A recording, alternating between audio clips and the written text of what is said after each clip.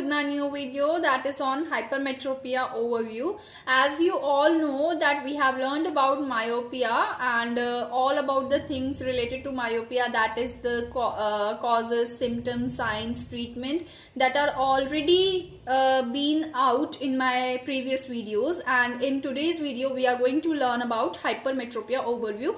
Hope you all understand about this thing and have a look on the video.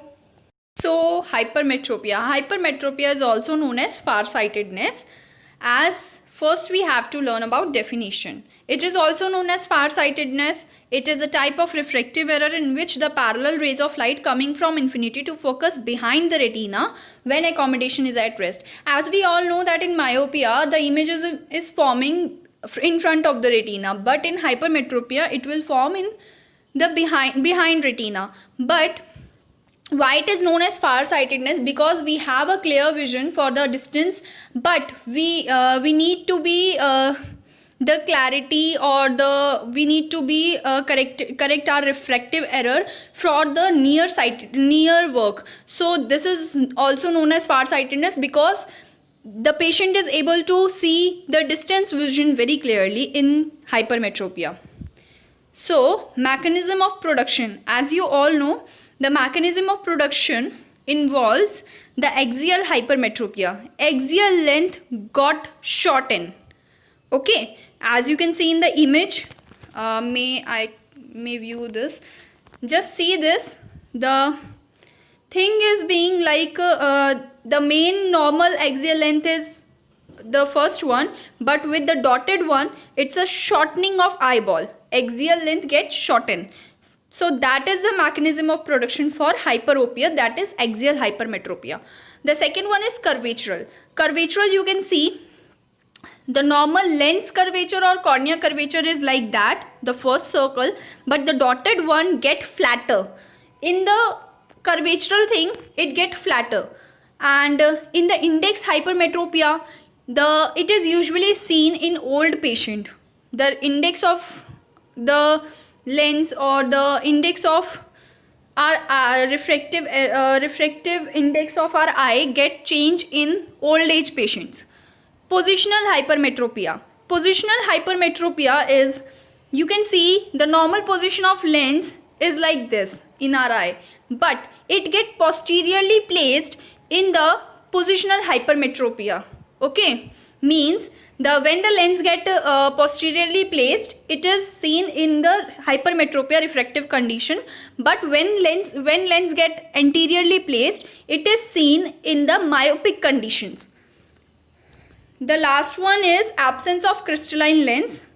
Absence of crystalline lens is occurring in congenital or in acquired, as patient maybe get this thing before with the birth or after the birth. Okay, that is known as aphakia. Now the types of hypermetropia. Types of hypermetropia is two types. First is simple, second is pathological. They have the various types in them only. So the first one is simple. It is a normal biological variation in the development of the eyeball.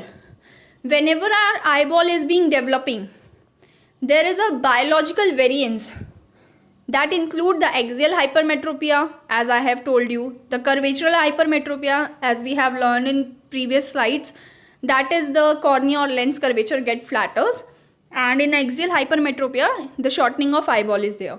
The pathological hypermetropia is, it is a result due to congenital or acquired condition of the eyeball. Whenever we get the conditions with the birth or after the birth for the hypermetropic conditions, so that conditions are termed in pathological hypermetropia. The first one is congenital, that is seen in the following conditions. Whenever the patient is having microcornea, the smaller cornea, microophthalmos, congenital posterior subluxation of the lens, whenever the lens get posteriorly placed, congenital, in the congenital, whenever the patient having the posterior lens placement with birth, whenever the child get birth, then only the patient is having that condition with the birth, then we can say it is the congenital pathological hypermetropia. Then congenital aphakia is there, the absence of lens from birth. Acquired, seen after birth, the conditions that are seen after the birth. That is, the first one is senile hypermetropia, which include the curvatural hypermetropia, index hypermetropia, positional aphakia, consecutive orbital tumors. These are the things which get acquired and cause the acquired hypermetropia. Okay, functional hypermetropia, that results from the paralysis of accommodation as seen in the patient with the third nerve paralysis and internal ophthalmoplegia. Whenever the patient is having the nerve palsies, that is the third nerve palsy, that makes the patient's accommodation paralysis and makes the patient having functional hypermetropia loose. Okay. Then the symptoms of hypermetropia. The first one is asymptomatic, that is mild accommodative effort. Patient loses its accommodative effort and have a mild accommodative effort there. And asthenopic symptoms, that is the tiredness of eyes, watering, frontal or frontotemporal headache, mild phobia, mild photophobia, defective vision due to aging, blurring of visions, eye sensations include, that is the burning sensations or another things. Now the signs of hypermetropia. Signs is visual acuity get low, means the visual acuity is at the lower degree. Size of eyeball gets shortened, cornea is smaller, and the anterior chamber is comparatively shallow and angle of anterior chambers get narrow. This thing you will able to understand as a complication also, because this anterior chamber, whenever the anterior chamber gets shallow or get narrow, it creates a complication with the patient having hypermetropia. Fundus examination reveals optic disc in the signs of hypermetropia. Then the treatment.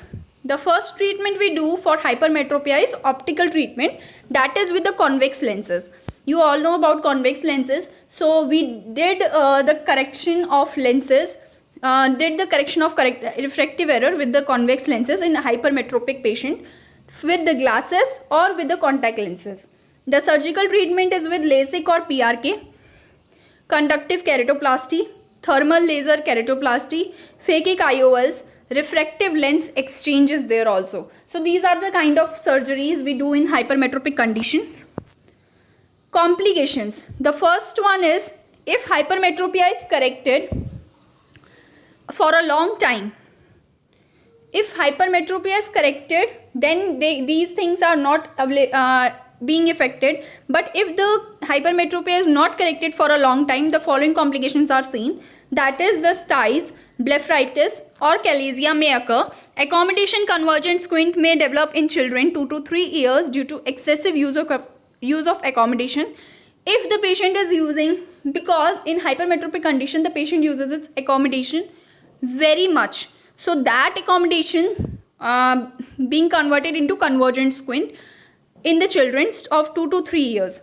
Then amblyopia is also seen in these kind of patients. Predisposition to develop primary angle closure glaucoma due to shallow anterior chamber, as I have told you in the anterior chamber signs. Okay, so these are the complications of hypermetropia. Hope you all understand about whole hypermetropia, as I tried my best to explain you very clearly. Thank you so much. About the whole video, and please like it, share it and subscribe it. Thank you so much.